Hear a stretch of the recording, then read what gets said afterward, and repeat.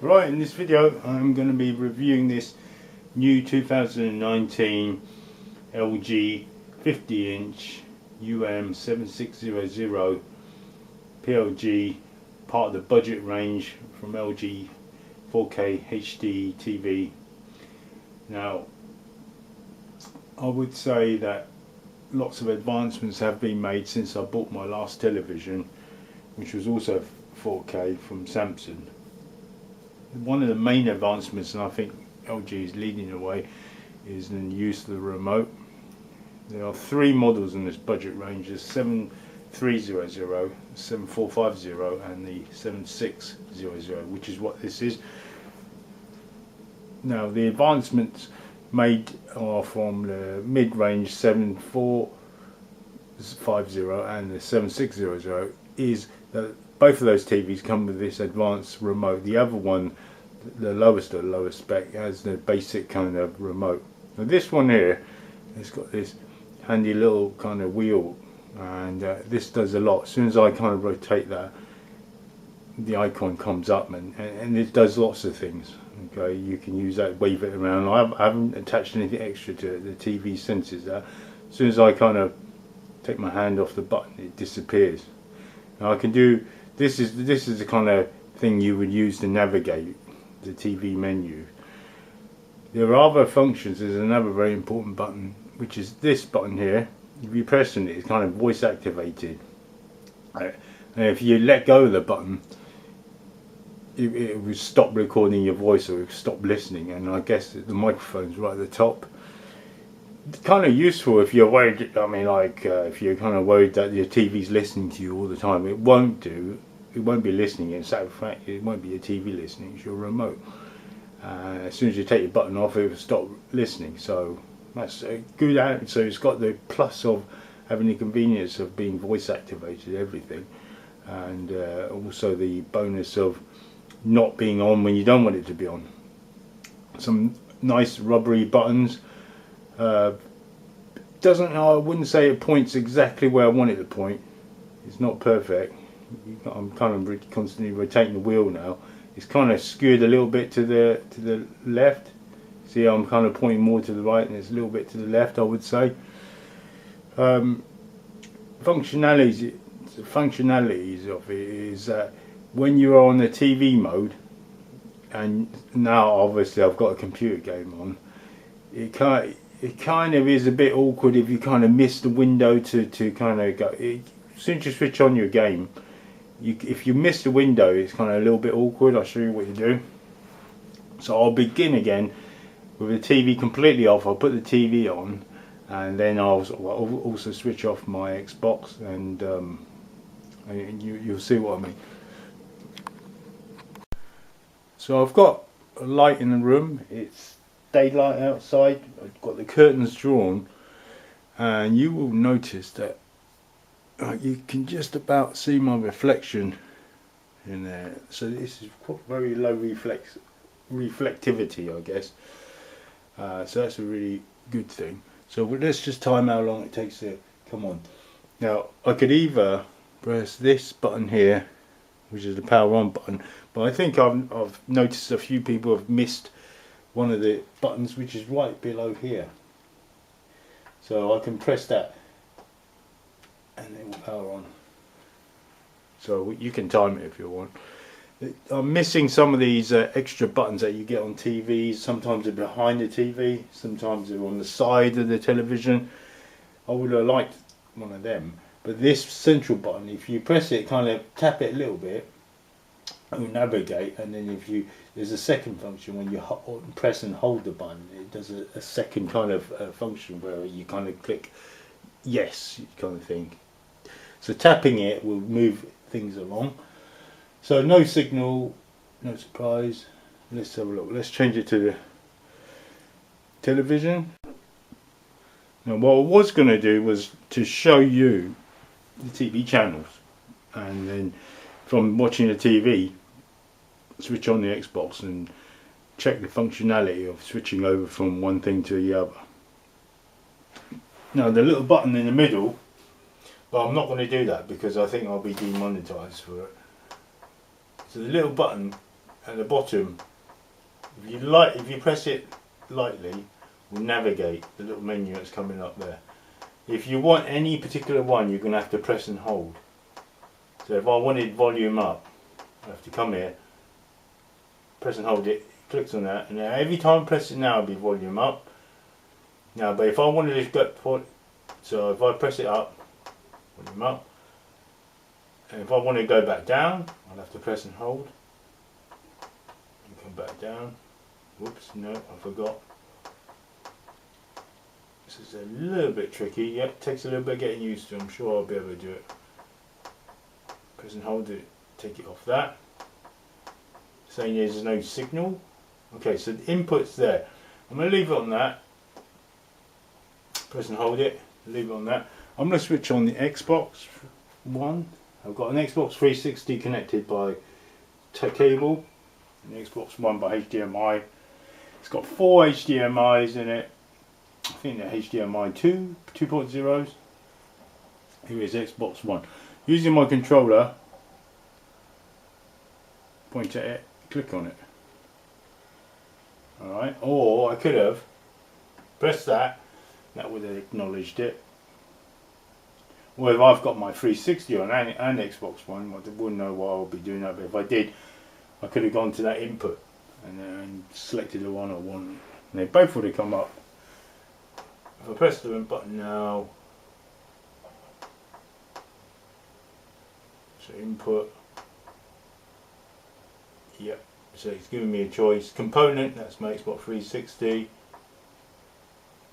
and it should say TV. Oh, I don't want to do that, I don't want to show any TV in it. We're back onto the Xbox One. Click and hold to take it off. So I'm going to leave that, it's going to disappear. Now one of the main improvements I've noticed the last 2 years with these 4K TV, and LG have made the biggest advancements, is in the use of this controller. This controller now acts as a microphone device. There's a microphone button there. If I press and hold it and I'm on the TV channels, I can say things like change to this channel, change to that channel, for example. Alright, or I could even say turn the sound, press that, I want the volume down, and it'll all come up. So, but if you was a loser controller, I think this is going to be really expensive to buy, maybe like £50, or you'll have to just rely on the button down there if you was a loser. The lower spec model, the 7300, has not got this. It's got like a basic kind of controller. So, but the next one up, the middle one, 7450 and 7600, which is what this is, has got this. So, recommended you get at least the mid-range or the higher range of the lower spec type of TVs from LG. Right, so it's got a response time, I think it's 11 milliseconds. Now the TV this is replacing, you would have seen me recording some old games maybe, was actually an old Samsung. I bought that in 2006 for the World Cup, and for when the 360 came out, that had a response time of 2 milliseconds, which is amazing. That's particularly why I bought it, so I can win at online games. So the remote is staying on as I'm waving this around. Here's my game loaded up. What I noticed this middle button here is really quite handy. When you're on when you're watching a television show, you can press that, change the channels from it by speaking into it, change the volume, or some other menus that come up. Kind of, so it's got this really intelligent system in it, where they're kind of moving to the next level with listening to your voice and predicting what you're going to say, and what your kind of likes are and what your habits are.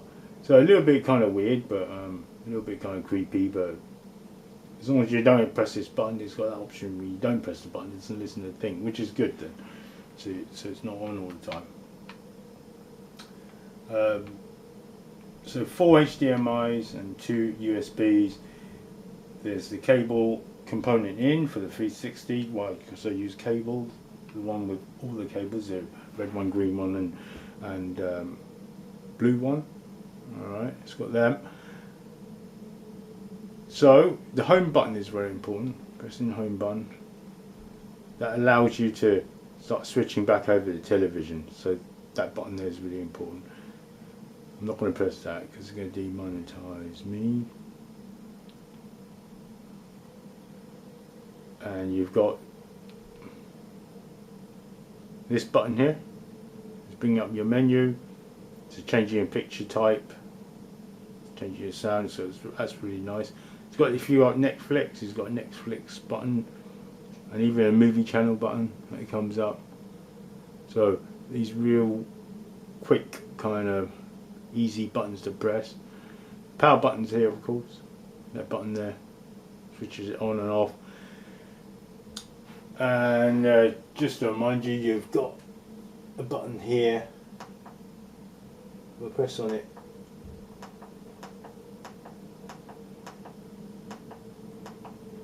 And if I want to go for one of the menus, I need a long press. Now if I press it now, it's my 360, it's saying component, no signal, fair enough. If I press it again, it'll be TV, and I'll press it again, we'll be back to the game.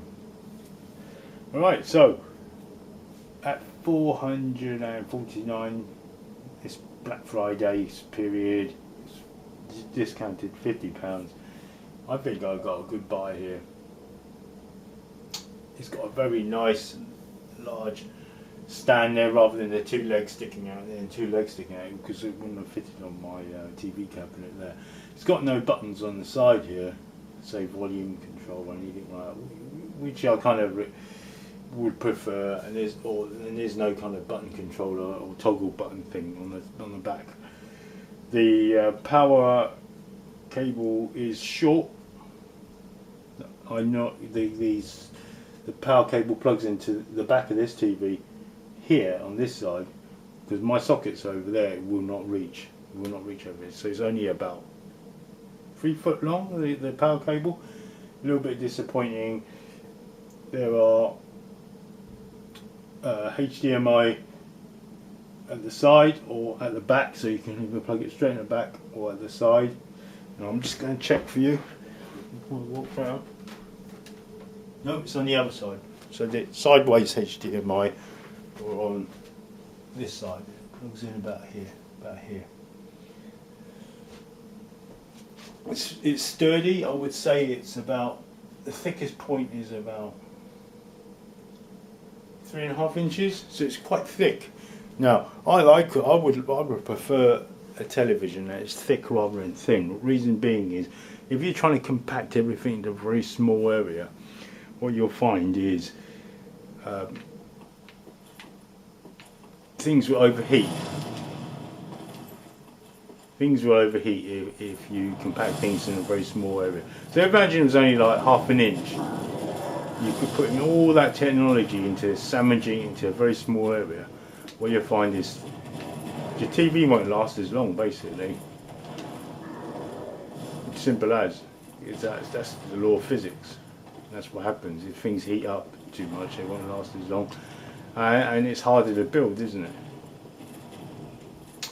Alright, so here I am playing, and I don't feel any lag.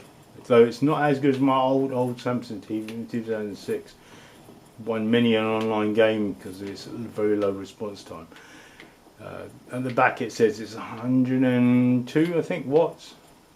So that's the power consumption. But then on the sticker that came with it, it said it was 92. It's probably more like 102. So here's the sound quality. On very low volume. It's really good sound, I think. Anyway, that's my review. It's a bit of a gamer, occasional gamer these days, and looking for value for money television that does the job that hopefully will last. I do recommend this TV. It's a really nice one. And with that ending there, I will end it. thanks for watching.